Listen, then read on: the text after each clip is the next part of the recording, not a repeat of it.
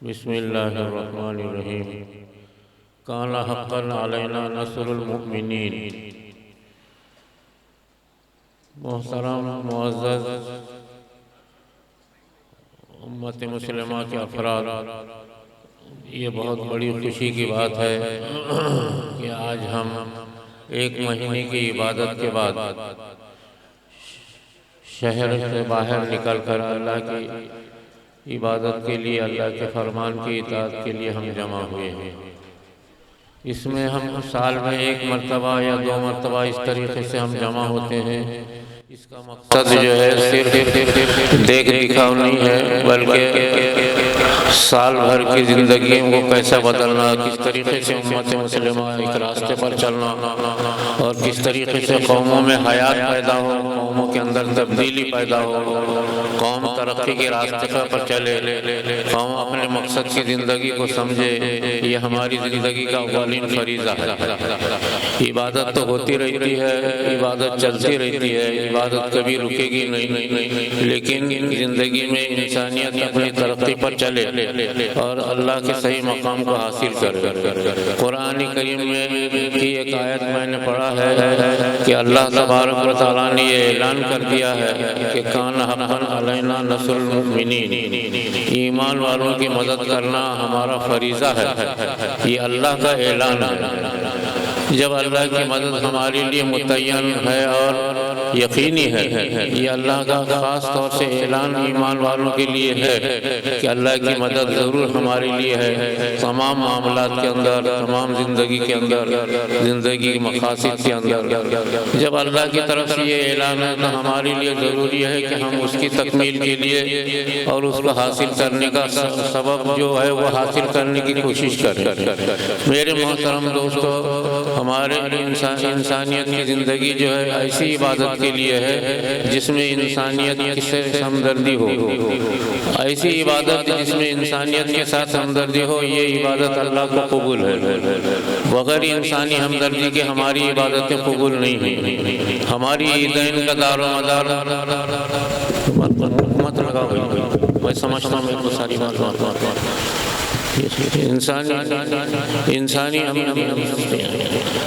ہماری زندگی کا دار و مدار صرف ایسی عبادت پر نہیں ہے کہ جس میں انسانی ہمدردی نہ ہو۔ انسانی ہمدردی کرنا یہ ہماری زندگی کا اولین فریضہ ہے۔ اسی پر ہماری عبادتیں اور اللہ تعالیٰ خوش ہو کر کے ہماری مدد کا اعلان کر چکے ہیں۔ اسلام اسی مقصد کے لیے ہے، آپ صلی اللہ علیہ وسلم اسی مقصد کے لیے رحمت بن کر آئے تاکہ انسانیت کے ساتھ ہمدردی ہو، اور اسی مقصد کو آپ نے زندگی پر مکمل کیا ہے۔ قرآن کریم اسی مقصد کے لیے آیا ہے کہ انسانیت دنیا کے اندر کامیاب ہو اور آخرت میں کامیاب ہو۔ سرکار دو عالم صلی اللہ علیہ وسلم کی تشریف آوری یا قرآن کریم کا آنا، یہ دونوں چیزیں ہمارے لیے رحمت ہے، اور اللہ نے صاف اعلان کیا ہے کہ ہم پر ایمان والوں کی مدد کرنا فرض ہے۔ ہمیں کوئی مایوسی کی طرف یا غم کی طرف جانے کی ضرورت نہیں ہے، ہماری نظر صرف اللہ کی ذات پر رہتی ہے۔ اس وجہ سے دنیا کی قوموں میں امت مسلمہ ایک ایسی قوم ہے جو انسانیت کی ہمدردی اور بھلائی چاہتی ہے۔ بغیر انسانیت ہمدردی کے انسان پیدا نہیں کیا گیا۔ انسان کا مقصد صرف عبادت نہیں ہے، بلکہ ایسی عبادت جس کے اندر انسانی ہمدردی ہو۔ درد دل کے واسطے پیدا کیا انسان کو، ورنہ طاعت کے لیے کچھ کم لتے کرو میاں۔ اللہ کے پاس فرشتے اتنی عبادت کرتے ہیں کہ جس کی کوئی انتہا نہیں ہے، لیکن انسان کو جو پیدا کیا ہے ایسی عبادت جس میں انسانی ہمدردی ہو، انسانیت کے ساتھ بھلائی ہو۔ اسی وجہ سے ہماری جو عیدیں ہیں یہ صرف انسانی ہمدردی پر ہیں کہ عید الفطر ہو یا عید الاضحیٰ ہو، جب تک کہ انسانیت کی خدمت نہ کی جائے ہماری عبادت قبول نہیں ہوتی۔ حدیث میں آتا ہے کہ جب عید الفطر کے لیے کوئی شخص نکلے تو نکلنے سے پہلے یہ فطرہ ادا کرے، کسی غریب کا حق ادا کرے۔ اگر فطرہ بغیر ادا کرے، اگر کوئی شخص اپنے گھر سے قدم نکالے گا تو اس کی عبادت یا اس کے رمضان کے روزے قبول نہیں ہوں گے۔ حالانکہ فطرہ کتنا ہے، 136 گرام فطرہ ایک شخص کا ہے، لیکن اس پر دار و مدار ہے اس بات کا کہ اگر بغیر کسی فطرے کے ادا کیے ہوئے انسان باہر نکلتا ہے تو اس کی عبادت قبول نہیں ہوتی اور اس کے رمضان کے روزے معلق کر دیے جاتے ہیں۔ یہ انسانی ہمدردی کا سب سے بڑا مظاہر ہے۔ یہ انسانی ہمدردی، اس میں ہماری عیدوں کے اندر ہم کسی جان کو، مال کو تلف نہیں کرتے یا کسی کو نقصان نہیں پہنچاتے، بلکہ انسان کی خدمت کرنا، اس کے حقوق کو ادا کرنا اور پھر اللہ کی عبادت کے لیے گھر سے باہر نکلنا، یہ ہماری عید کا مقصد ہوا کرتا ہے۔ تمام تر عیدیں ہماری جو دونوں عیدیں ہوں یا اور کوئی خوشیاں ہوں، ہماری خوشیوں کا دار و مدار صرف اس بات پر ہے کہ غریبوں کے ساتھ اور انسانیت کے ساتھ ہمدردی ہو، کسی کے ساتھ ہم ظلم و زیادتی یا کسی کے مال کا اختلاف ہم نہیں کرتے، ایسی عیدیں ہیں۔ ایک مرتبہ کا ذکر ہے کہ حضور صلی اللہ علیہ وسلم عید الفطر کی نماز کے لیے جو ہے تیاری کر رہے تھے۔ تیاری کرنے کے لیے آپ ایک مرتبہ گھر سے باہر نکلے، مدینہ منورہ کا زمانہ تھا۔ ایک جگہ دیکھا کہ ایک کونے میں ایک بچہ سڑک پر بیٹھا ہوا ہے اور رو رہا ہے۔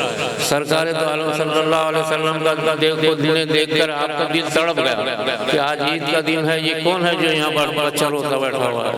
ابھی آپ عید کی نماز کے لیے نہیں گئے تھے۔ آپ نے اس بچے کو جا کر کے پوچھا بھائی تو کون ہے، کیوں بیٹھا، کیوں رو رہا، آج عید ہے؟ تو اس نے اپنے غم کا اور اپنی تکلیف کا اظہار کیا کہ میرے والد نہیں ہے۔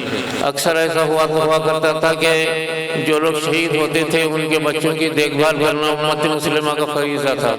آپ سمجھ گئے کہ یہ کوئی ایسا بچہ ہے کہ جس کے والد جو ہے کسی وقت شہید ہو چکے ہیں۔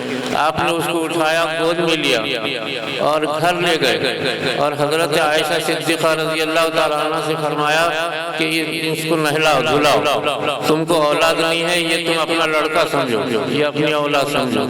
چنانچہ حضرت عائشہ صدیقہ رضی اللہ تعالیٰ عنہ نے، یہی عید الفطر کا موقع تھا، آپ نے ان کو نہلایا دھلایا اور حضرت حسن اور حضرت حسین رضی اللہ تعالیٰ عنہ کے کپڑے پہنائے اور کہا کہ آپ نے مجھے یہ لڑکی کے طور پہ دیا ہے، آپ اس کو ساتھ نماز کے لیے لے جائیے۔ چنانچہ سرکار جب عید الفطر کے لیے نکلے تو آپ جس شان و شوکت سے نکلتے تھے، آپ سب سے آگے رہتے اور تمام صحابہ پیچھے چلتے تھے۔ آپ سے آگے کسی کو چلنے کی اجازت نہیں تھی، صرف حضرت حسن اور حسین آپ کی انگلیاں پکڑ کر کے آپ کے ساتھ ساتھ چلتے تھے۔ چنانچہ وہ بچہ بھی آپ کے ساتھ ساتھ انگلی پکڑ کے چلنا شروع کیا اور اسی طریقے سے عیدگاہ تک وہ لے کر آیا اپنے بچے کو۔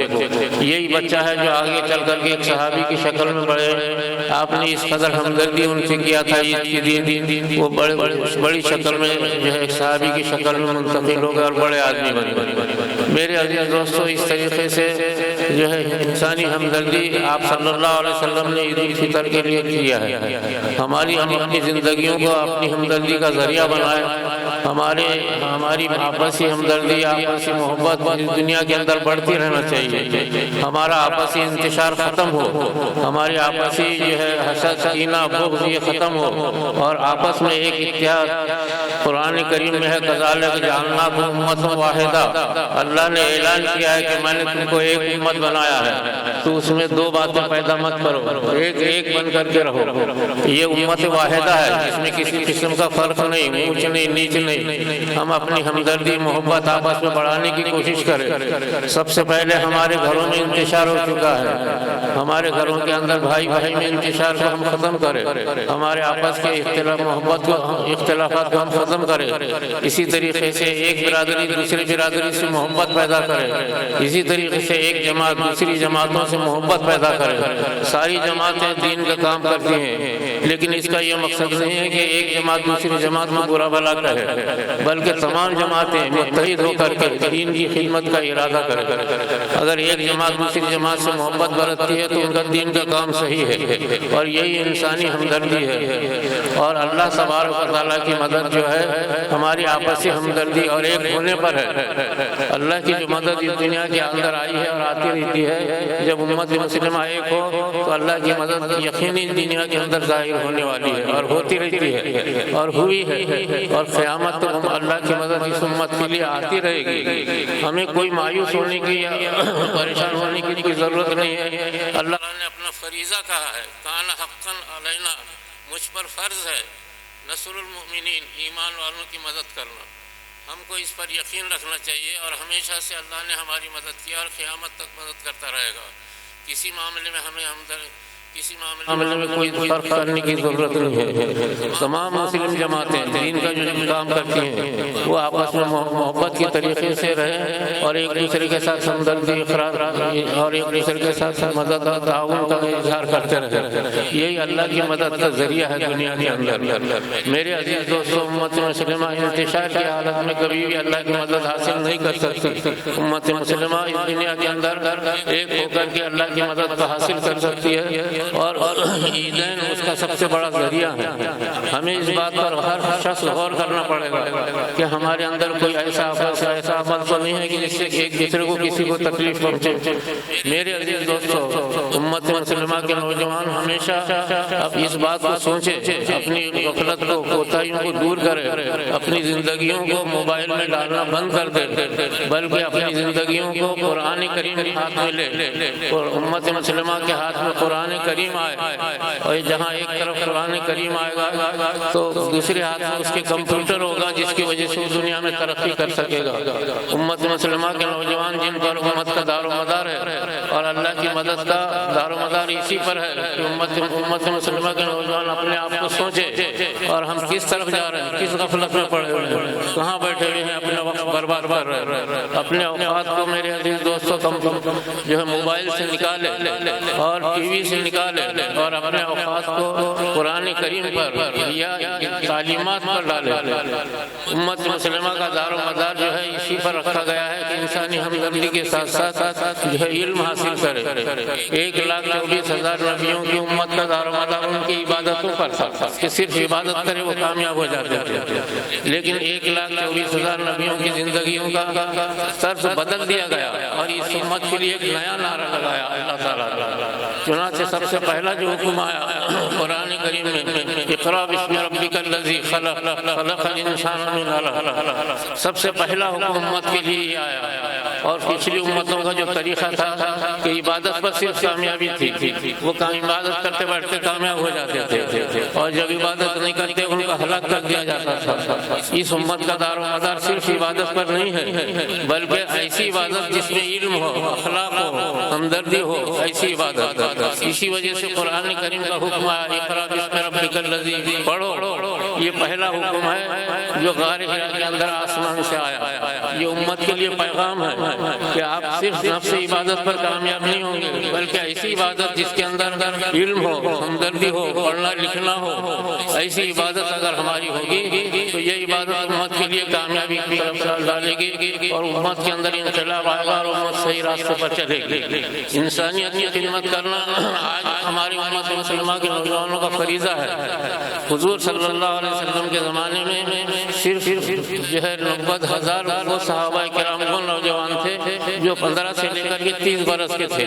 یہ 90,000 صحابہ کرام یہ اسی عمر کے تھے، اور جو ہندوستان جو صحابہ کرام آئے وہ تقریباً ایسے ہی نوجوانوں کی حالت میں تھے، وہ بڑے بوڑھے نہیں تھے۔ نوجوانوں نے ہمیشہ نوجوان صحابہ نے امت مسلمہ کے اندر ایک انقلاب پیدا کیا اور دنیا کو ایک ایسا پیغام دیا، ساری دنیا کے اندر پہنچے، اور امت مسلمہ کو ایک ایسا پیغام دیا کہ جس سے امت مسلمہ آج تک کامیابی کے ساتھ چلتی رہتی ہے۔ آج کل کا نوجوان اپنے آپ کو غور کرے کہ وہ یہ نہ سمجھے کہ میں غریب ہوں یا امیر ہوں، یا اسی طریقے سے میں کون ہوں، یہ نہ سمجھے، یہ سمجھے کہ میں امت مسلمہ کا نوجوان ہوں، اور ہم اپنے وقت کو ضائع کرنا اور اپنے اوقات کو خراب کرنا اس کو ترک کر دے، اور اور قرآن کریم کی طرف لگ جائے اور اسی طریقے سے دنیاوی علوم فنون حاصل کرے اور ہر فن کے اندر ہمارا آدمی آگے چلا جائے، یہ اللہ تعالیٰ اس کرنے کے لیے بیٹھے ہوئے ہیں اور اس میں مدد کرنے کا اعلان کر چکے ہیں۔ آپ جس راستے میں چلو گے اللہ تعالیٰ آپ کو کامیابی کے راستے پر ڈالے گا۔ میرے عزیز دوستو، یہ ہماری زندگی کا اولین مقصد ہے کہ انسانی خدمت کرنا اور اس کو لے کر کے چلنا۔ اس کے علاوہ ہمارے ذمہ ملک کی خدمت بھی ہے۔ ملک کی خدمت کو امت مسلمہ نے کبھی بھی نہیں چھوڑا ہے۔ حضور صلی اللہ علیہ وسلم نے فرمایا کہ مجھے ہندوستان سے مجھے نیک ہوا آیا کرتی ہے، میرے عرب کو آئی ٹھنڈی ہوا جہاں سے، میرا وطن وہی ہے، میرا وطن وہی ہے۔ حضور صلی اللہ علیہ وسلم کو دنیا کے اندر صرف ہندوستان ایک ایسا ملک ہے جس سے ٹھنڈی ہوا آتی تھی، اور آپ صلی اللہ علیہ وسلم نے صاف اعلان کر دیا کہ جو شخص ہندوستان میں دین کی محنت کرے گا اور ایمان اور اسلام کی محنت کرے گا وہ قیامت کے دن میرے ساتھ رہے گا۔ میرے عزیز دوستو، ہندوستان کے اپنے ملک کی خدمت کرنا ہمارا اولین فریضہ ہے۔ بابا آدم یہیں اترے، 300 برس یہاں رہے، یہاں سے ہر سال وہ حج کو جایا کرتے تھے اور یہیں آ کر کے حضرت حوا علیہ السلام رہی اور یہیں سے انسانیت پھیلی۔ اسی وجہ سے انبیاء علیہ السلام ہندوستان آتے تھے اور چلے گئے۔ اس ملک کی خدمت میں انبیاء علیہ السلام کے علاوہ علماء اولیاء اللہ نے اپنی زندگی لگا دی۔ میرے عزیز دوستو، ہندوستان کی آزادی میں تقریباً 50,000 علماء شہید ہوئے ہیں۔ ہم نے اس ملک کی خدمت پوری طریقے سے ادا کیا ہے اور تقریباً 1500 سال سے اس ملک کی خدمت کرتے آئے ہیں۔ اس ملک کی خدمت کا مطلب یہ ہے کہ یہاں کے رہنے والوں کو ہم نے گلے سے لگایا ہے، یہاں کے رہنے والوں کو تہذیب و تمدن بتایا ہے، یہاں کے رہنے والوں کو ہم نے ترقی کے راز بتائے ہیں اور قرآن کریم کی تعلیمات سے روشناس کرایا ہے۔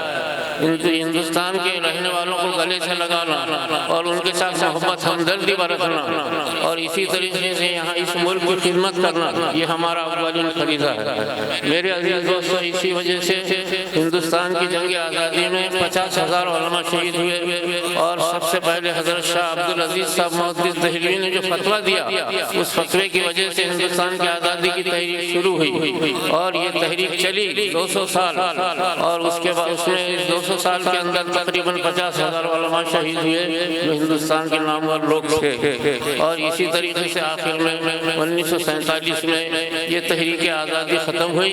مولانا ابوالکلام آزاد اور گاندھی جی کے نام پر تحریک آزادی 1947 میں ختم ہوئی جو 200 برس چلی۔ میرے عزیز دوستو، اسی آزادی کا نتیجہ تھا کہ دنیا کے ملکوں میں جو تقریباً دنیا میں 50 ملک غلام تھے سلطنت برطانیہ کے، ہماری تحریک آزادی سے پوری دنیا جاگی اور پوری دنیا کے اندر آزادی کی تحریک شروع ہوئی اور اسی طریقے سے دنیا کے اندر امت مسلمان کے ذریعے سے ساری دنیا کی قومیں آزاد ہو گئی، ورنہ دنیا کے 50 ممالک غلام تھے۔ وہ اسی ہماری محنت و جدوجہد کو دیکھ کر کے دنیا کے اندر سبق پہنچا۔ آزادی کی جو تحریک نہ صرف ہندوستان کی تھی بلکہ پوری دنیا کی تھی، جو دنیا کے اندر چلی اور انسانیت کامیابی کے راستے پر آئی۔ وہ چاہے کسی بھی مذہب کے قوم ہو، کوئی بھی مذہب کے لوگ ہوں، انہوں نے اپنی زندگی کو صحیح راستہ اپنایا ہندوستان کی آزادی کی تحریک کو دیکھ کر۔ یہ علماء کرام کا کارنامہ تھا جو ہندوستان کو اس طریقے سے آج امت مسلمہ نے 1500 سال اس ملک کی خدمت میں اپنا خون بہایا ہے، اپنی جان لٹائی ہے۔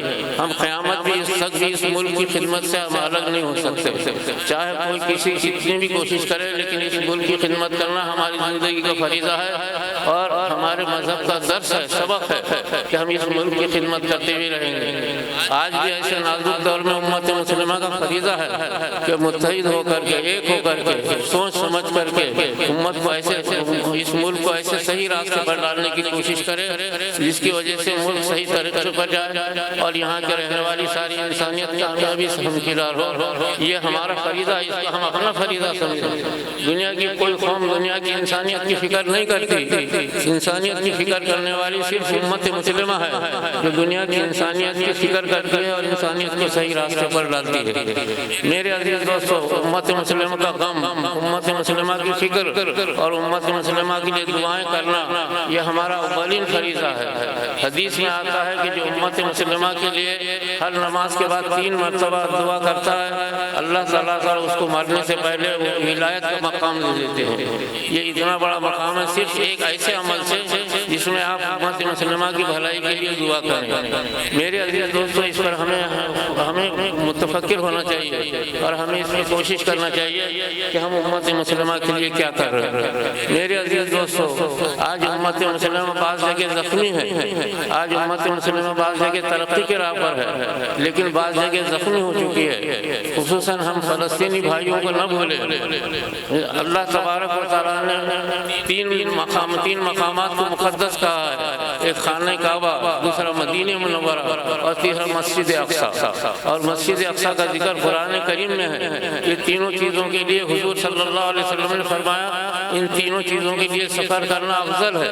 چنانچہ ہم خانہ کعبہ جاتے ہیں، مدینہ منورہ جاتے ہیں، مسجد اقصی کے لیے بھی سفر کو افضل قرار دیا گیا ہے۔ یہ ہمارے ایمان میں عقیدے میں داخل ہے۔ آج فلسطینی لوگ جو ہے اپنے ملک کی آزادی کے لیے لڑ رہے ہیں، اپنے ملک کی آزادی کی کوشش کر رہے ہیں۔ ان کو غلط الزام جو دے دیا جا رہا ہے وہ غلط صحیح نہیں ہے، بلکہ صحیح یہ ہے کہ وہ اپنے ملک کی آزادی کی جنگ لڑ رہے ہیں، جیسے ہم نے اپنے ملک کی آزادی کے لیے جنگ لڑا 200 برس تک، اور دنیا کے کئی ملکوں کے اندر آزادی کی جنگ لڑی گئی۔ آج وہ بھی اپنے ملک کی آزادی کے لیے جنگ لڑ رہے ہیں، اگرچہ کہ ان کی آزادی پر ظلم کیا جا رہا ہے، ان کی آزادی پر دنیا کے شیاطین اور دنیا کے غلط قومیں جو ہے ان کی آزادی پر خدغن لگانا چاہتے ہیں۔ ایسا نہیں ہوگا، بلکہ مسجد اقصی حضرت سلیمان یہ ابتدائی زمانے سے قائم ہے۔ جب سے خانہ کعبہ اللہ نے بنایا تھا اس وقت سے مسجد اقصی کی تعمیر ہوئی تھی، بیت المقدس کی تعمیر ہوئی تھی، اور ہر نبی بیت المقدس میں آ کے رہے ہیں۔ بیت المقدس میں 50,000 انبیاء دفن ہیں اور ہزاروں لاکھ اولیاء اللہ مسجد اقصی میں دفن ہیں۔ وہ ہمارا مقدس ترین مقام ہے، انبیاء علیہ السلام کے رہنے کی جگہ ہے، اور ایک زمانے تک ہم امت مسلمہ مسجد اقصی کی طرف رو کر کے ہم نماز پڑھتے تھے۔ اس وجہ سے مسجد اقصی کی محبت اور اس کی عظمت ہمارے دلوں سے کبھی بھی مٹھائی نہیں جا سکتی۔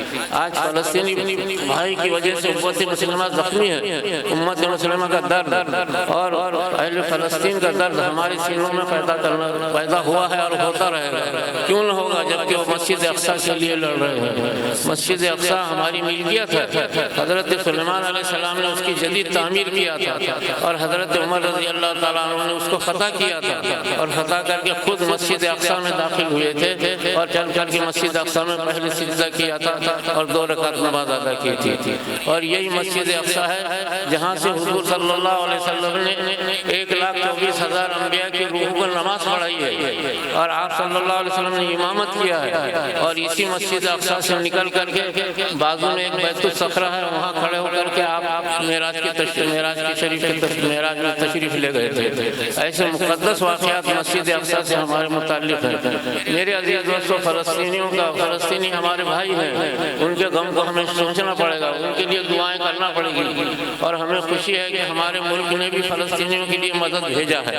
ہمارا ملک اسی طریقے سے، چاہے وہ کوئی بھی حکومت کرنے والا ہو، لیکن ہمارے ملک کا یہ رواج، یہ طریقہ رہا ہے کہ وہ انسانی ہمدردی پر چلتے ہیں۔ ہمیشہ سے اس ملک سے انسانی ہمدردی کی مدد کی آواز اٹھی ہے۔ ہمارے ملک نے بھی فلسطینیوں کے لیے مدد بھیجا ہے، اور ساری دنیا کے اندر اس کا اعلان بھی کیا ہے کہ ہم فلسطین کے ساتھ ہیں۔ میرے عزیز دوستو، کہ ہمیں اس بات کو غور کرنا پڑے گا کہ ہم کس طرف جا رہے ہیں، خصوصاً امت مسلمہ کے نوجوان اور امت مسلمہ کے تعلیم یافتہ افراد جو وکیل ہیں، ڈاکٹر ہیں، انجینئر ہیں، لیکچرر ہیں، پروفیسر ہیں، ٹیچر ہیں، یہ اپنی زندگیوں میں سوچیں کہ ہم امت مسلمہ کو کیا دیں گے۔ امت مسلمہ کو دینے کے لیے کوئی اللہ تعالیٰ نے مولویوں کو لکھ کر کے نہیں دیا ہے کہ تم ہی امت مسلمہ کے حقدار ہیں، یہ غلط ہے۔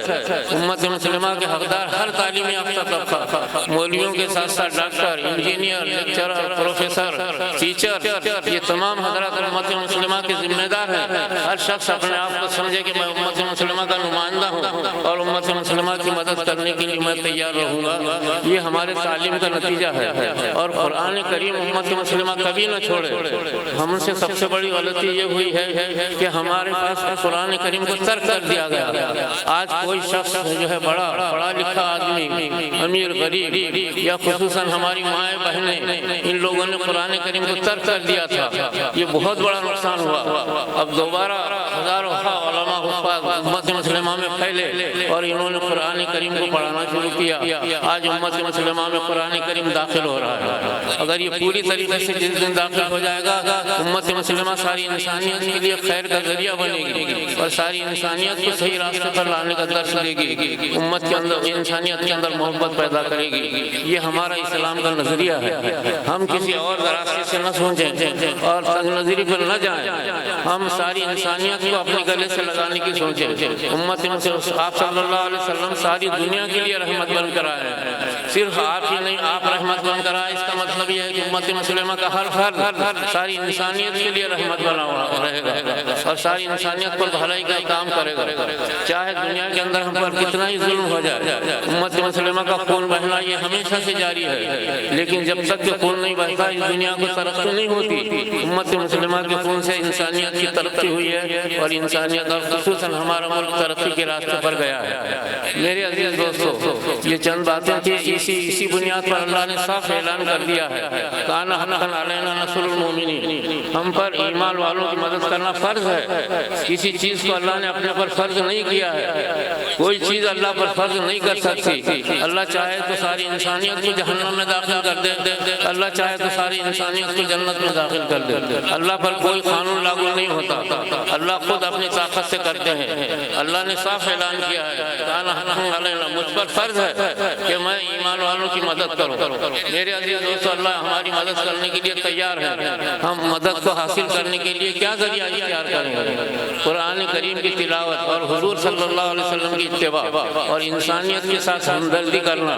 آپس میں ہم اپنے آپس کے اختلافات کو دور کرنا اور امت مسلمہ ایک بن کر کے اگر اللہ کی طرف متوجہ ہوگی, اللہ کی مدد اس دنیا کے اندر یقینی آئے گی اور آتی رہی ہے, آئے گی اور یقینی آئے گی اور قیامت تک آتی رہے گی. کبھی کوئی وقت ایسا نہیں گزرا کہ جو امت مسلمہ اللہ کی مدد سے محروم ہوئی ہو, کبھی نہیں ہو سکتی, اس لیے کہ ہم اللہ پہ ایمان لا چکے ہیں. میرے عزیز دوستو, یہ ساری چیزوں کا دھیان رکھ کر کے امت مسلمہ پر فریضہ ہے کہ وہ حق کو ادا کرے اور اللہ کی مدد کو لینے کی کوشش کرے. مجھے اللہ تعالیٰ سے امید ہے, اللہ تعالیٰ کی ذات سے میری دعا ہے کہ اللہ تعالیٰ ہماری اس بات کو قبول کرے اور امت کے لیے خیر کا فیصلہ فرمائے. وآخر دعوانا